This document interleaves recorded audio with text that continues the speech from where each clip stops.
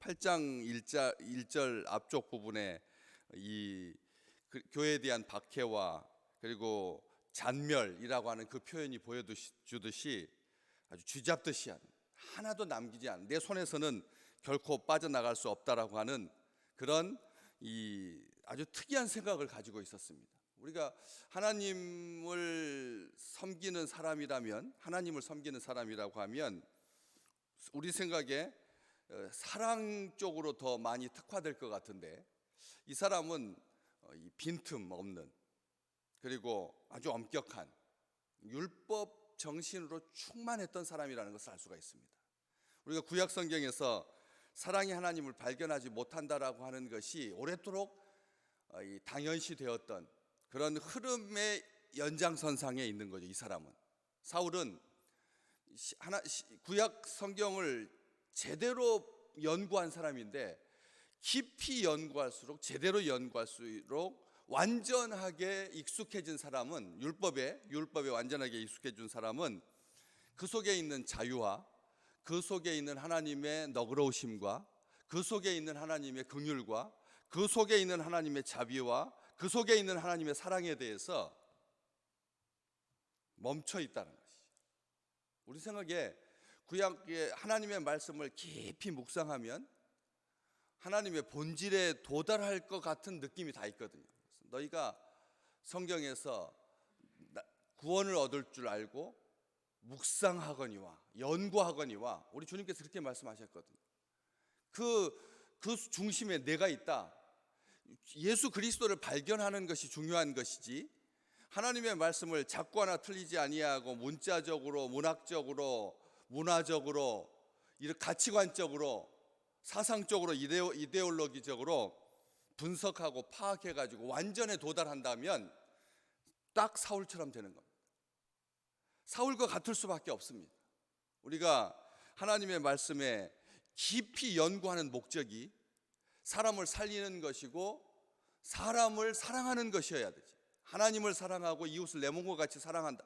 우리 주님께서 해주셨던 그 말씀에 깊은 의미가 어디에 있는지 우리는 압니다. 하나님의 말씀을 단순하게 많이 연구하였다고 하여서 사울과 같이 멈춰져 있다라고 하면, 이것은 우리 주님께서 원하시는 그런 연구의 방향성과 목적이 아닐 거라는 거죠. 굉장히 부지런하고 끈질기고 열심히 특심이고 종교적으로 율법적으로 열심을 다하고 있지만 살인도 서슴지 않게 되는, 율법이 추구하는 목적이 어디에 있는가? 살인하지 말라, 간음하지 말라. 우리 주님께서 인간을 향해서 따뜻하도록 자기에 대한 계명보다 무려 4대 6으로 하나님을 향한, 하나님을 사랑하는 것은 4가지고 인간을 사랑하기 위해서는 6가지나 주셨는데, 그 깊은 뜻을 헤아리지 못하고 살인도 서슴지 않았다는 거죠. 위협하고 공갈로 협박하고 살기 등등하여서 마치 악을 대하듯이 분노하고 폭행하고, 우리 주님께서 그 사울을 만나 주시면서 뭐라고 말씀하십니까? 4절 말씀에 사울아 사울아 네가 어찌하여 나를 핍박하느냐, 나를 박해하느냐. 우리 주님께서 말씀하셨던 것처럼 이렇게 폭행자로, 박해자로, 핍박자로 자처하는 그런 사람이라는 것이죠. 예루살렘에 있는 성도들뿐만 아니라 그 도를 따르는 사람들, 그 길을 따르는 사람들, 그 길에 서 있는 사람들 가리지 아니하고 죽이고자 했던 바로 그의 모습을 보게 됩니다. 우리는 이게 사실은, 가만히 보십시오, 우리가 어떤 악에 대해서 화내는 게 자기가 평상시 품었던 그 분노에 대한 표출에 불과하지 않는다는 것을 우리가 알아야 합니다. 악에 대해서 아주 응징하고자 하는, 이번에 그 우크라이나 그 전쟁에 이 땅의 젊은이들이 몇 사람이 가서 전쟁에 참여했지 않습니까? 좋은 일이죠. 왜? 가난하고 힘들고 어려움에 처한 사람들을 구하기 위해서 전사로 나선다는 것. 그러나 나라의 법에 준수하면서, 나라의 법 테두리 안에서 그렇게 했더라면 훨씬 더 좋았을 텐데 그렇지 않았다는 것이죠. 그래서 불법으로 되고 그 다음에 공관을 통해서 다시 소환되어야 하고 법적 절차를 밟아야 그런 일이 발생했지 않습니까? 우리가 악에 대해서 의분을 품는 것, 이것은 하나님께서 주신 마음입니다. 거룩한 마음입니다. 거룩한 분노입니다. 비느하스가 하나님의 그 마음을 대변하여서 악을 척결함으로 말미암아 하나님의 마음에 들었던 것처럼, 그 가문이 복을 받았던 것처럼 하나님께서 주시는 마음을 가지고 악에 대해서 그런 자세를 가지는 것은 바람직하지만 그렇지 아니하고 자기 딴에 자기 의로 자기 열심으로 이런 일들을 행하는 것, 율법에 대한 열심, 자기 의에 대한 자기 확신이 아주 큰 사람들, 주로 자기 확신이 아주 큰 사람들, 자기 의를 믿는 사람들, 자기 양심을 믿는 사람들. 어제 말씀 보셨지만 자기 양심은 더럽혀질 수 있다고 했습니다. 자기 양심은 오염될 수 있습니다. 심지어는 자기 양심은 화인 맞을 수가 있습니다. 그렇기 때문에 자기 양심에 준 근거에서 행동하는 것은 결국은 이런 일을 저지르게 되는 것이죠. 나중에 두고두고 사울은 젊었을 때의 이 혈기를, 이 자기 의를 얼마나 부끄러워했는지 모릅니다. 부끄러워했습니다. 나 조금만 시간이 지나면 알게 될 텐데요. 이게 하나님의 열심을 빙자한 자기 열심이었다는 것을, 자기 의였다는 것을 금방 깨닫게 될 텐데요. 그래서 이 사람이 얼마나 정교합니까? 남녀를 가리지 아니하고 어디에 있든지 잡아 죽이는 것이 합당하다라고 여겨서 대제사장에게 가서 다메섹에 있는 각 회당에 가져갈 공문을 요청합니다. 체포영장을 요청합니다.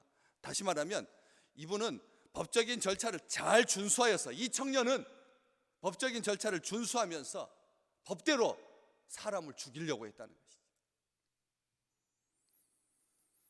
체포영장을 다메섹까지, 자기가 태어났던 다소 그 지역, 자기가 익숙하게 알고 있는 곳, 무려 예루살렘에서 240여 킬로가 떨어져 있는, 그렇죠, 240킬로 달려가는 거야 지금. 그게 뭐가 문제가 되겠습니까? 그러나 당시 지금 이 시대에 아주 빠른 걸음으로도 일주일이 넘게 소요되는 240킬로라고 하는 게 그냥 둘레길이 아닙니다. 예루살렘에서 해안을 통해서 그 다메섹까지 가는 그 길은 상업로였고 무역로였고 부가 흐르는 길이라서 위험한 길이었습니다. 여러분 아셔야 합니다. 그냥 우리가 생각할 때 직선 도로로 그냥 쭉 240km, 시속으로 240km면 한 30분이면 달려갈 수 있는 그런 길이 아니다라고 하는 것입니다. 보통 열심 가지고는 갈 수 없는 길입니다. 가서는 안 될 길이고요. 부가 쏠리는 그 길은 당연히 강도의 위험이 있는 길이고 생명이 위험한 길입니다. 이런 길 마다하지 않았습니다. 정말 이 얼마나 열심을 다했는지 아무도 이 사람에 대해서는 전혀 예측하지 못했습니다. 이 사람이 정말 교회와 선교와 복음 전파를 위해서 선봉에 서서 부흥을 이끌 위대한 인물이 될 줄은 꿈에도 생각하지 못하죠. 이 사람 보시면 아시겠지만 절대 상대해서는 안 될 교회의 대적, 하나님 나라의 원수로 행했던 악마의 자식이죠. 남녀를 가리지 아니하고 막론하여 결박하여 예루살렘으로 잡아오려고 했던 이 사람, 잘못된 신념이 얼마나 무서운지요. 우리가 그렇지 않습니까? 신학교 출신이었는데 유태인들을 그렇게 학살한 스탈린을 보십시오. 미술을 좋아하고 꽃을 좋아하고 그림 그리기를 좋아했던 히틀러가 잘못된 신념에 휩싸이게 되니까 어떻게 되었는지, 나라의 이 질서를, 악한 세력을, 나라를 무너뜨리려고 하는 사람들을 잡아서 고문하고 죽였던 KGB의 요원이었던, 수장이었던 사람이 한 나라의 수장이 되니까 전쟁을 불사하고 일삼고 온 세계를 상대로 지금 저 악한 일을 저지르고 있는 것을 우리가 보지 않습니까? 봐야 합니다. 얼마나 위험한지. 그 가장 위험한 것은 신앙에서 잘못된 신념입니다.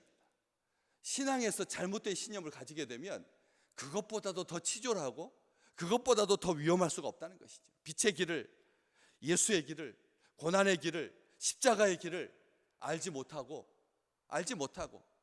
자기 의의 길로 갔던, 그래서 어둠 속에 휩싸여 있는, 다시 말하면 캄캄한 어둠 속에서 죽음에 이르는 병을 앓고 있던 한 청년을 보시기 바랍니다. 우리 땅에도 왜 신천지에 왜 그렇게 청년들이 많을까요? 신천지에 왜 청년들이 많을 걸까요? 가장 자유를 사랑해야 되고 가장 복받아야 하고 가장 하나님의 비전으로 충만해야 될 그들이 왜 신천지에 빠져서 인생을 망치는 것? 안 그렇습니까? 왜 그러는 걸까요? 이 잘못된 신념이 얼마나 위험한지를 우리는 우리 땅에서 보고 있는 겁니다. 이 청년을 통해서, 이 사울을 통해서 우리가 투사해 봐야 됩니다. 비춰봐야 된다는 것입니다. 우리 주님께서 기꺼이 고난을 당하고 죽는 것도 마다하지 않는 그런 자로 우리 주님께서 그를 사용해 주십니다. 우리 주님께서 그를 만나 주시. 그를 주님께서 만나. 다른 그렇잖아요. 예수님께서 가장 안 만나야 될 사람이에요. 자기 의에 취해서 결국은 어둠 속에 방황하다가 죽도록 버려두어야 할 그 사람을 우리 주님께서 만나 주신다는 거예요. 우리 주님께서 만나 주시니까 인생의 참된 의미를 발견하게 되고 삶의 목적과 방향이 분명해지게 돼요. 그래서 그 가지고 있던 그의 열심이, 가짜 주인에게 종로로 됐던 그의 열심이, 마귀의 종로로 타는 것을, 악한 길로 행하는 것을 서슴지 않았던 그가 예수 그리스도께 매여서 주의 종이 되고 섬기는 자가 되고, 그리고 선한 양심을 가지고 거짓된 믿음 없이 사랑으로 디모데를 권면하고 교훈하고 믿음의 사람들을 세워서 하나님의 나라를 위해서 헌신했던 것처럼 그런 일들이 이 땅의 모든 믿음의 백성들에게 충만하기를 간절히 소원합니다. 가짜 주인에게 묶여서 모든 것들로부터 죽기를 무서워하고 일생에 매여서 종로로 하던 그 삶에서 참 생명으로, 참된 자유로 진짜 주인을 만나게 되니까, 구세주를 만나게 되니까, 빛이신 예수, 교회의 머리 되신 예수, 지옥의 권세가 사망에 쏘는 것이 이길 수 없었던 살아계신 우리 주님, 부활하신 주님을 만나는 겁니다. 이게 지금 그가 만나는 우리 주님, 부활하시고 승천하셔서 하나님의 보좌 위에서 영광 받고만 계셔야 되는데, 영광 가운데만 계셔야 되는데, 한 삐뚤어진 인생을 바르게 인도하시기 위해서, 빛으로 인도하시기 위해서, 생명으로 인도하기 위해서 친히 이 땅으로 영으로 내려오셔서 그를 만나 주시는 거죠. 온전하게 만나 주시고 전적으로, 전폭적으로 그를 신뢰함으로 만나 주시고, 그래서 살아계신 주, 승리케 하시는 주, 우리와 함께 하시는 그 주님을 이번 한 주간도 온전하게 만나고 체험하고 주님의 음성을 듣고 또 다음 세대를 위해서 진심으로 기도하여서 불완전하고 삐뚤어지고 왜곡된 신념에서 벗어나서 하나님께서 주시는 하나님의 의로, 우리 주님의 의로 충만한 우리 민족, 우리 다음 세대가 되실 수 있도록 함께 기도하는 우리 귀한 식구들 되시기를 주의 이름으로 축복합니다.